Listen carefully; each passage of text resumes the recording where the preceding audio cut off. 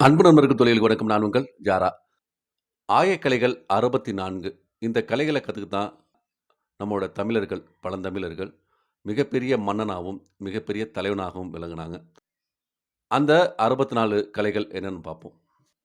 எழுத்திலக்கணம், எழுத்தாற்றல், கணிதம், வேதம், புராணம், இலக்கணம், நீதி சாத்திரம், சோதிட சாத்திரம், தர்ம சாத்திரம், யோக சாத்திரம், மந்திர சாத்திரம், சகுன சாத்திரம், சிற்ப சாத்திரம், வைத்திய சாத்திரம், உருவ சாத்திரம், இதிகாசம், வனப்பு, அலங்காரம், மதுரமொழிவு, நாடகம், நடம், ஒளிநுட்ப அறிவு,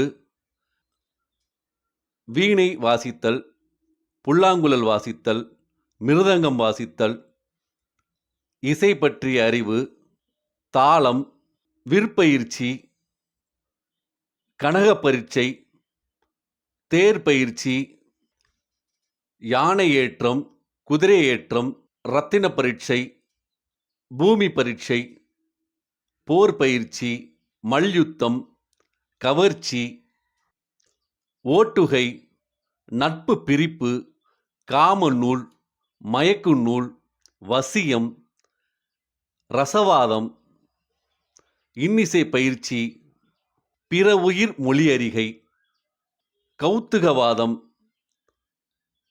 நாடி பயிற்சி, கலுளம், இளப்பருகை, மறைத்தலை அறிதல், வான் புகவு, வான் செலவு, கூடுவிட்டு கூடு பாய்தல், தன்னுரு கரத்தல், மாயச் செய்கை, பெருமாயச் செய்கை, அலர்கட்டு, நீர்க்கட்டு, வலிக்கட்டு, கண்கட்டு, நாவுக்கட்டு, விந்துக்கட்டு, புதையற்கட்டு, வாட்கட்டு, சூனியம்.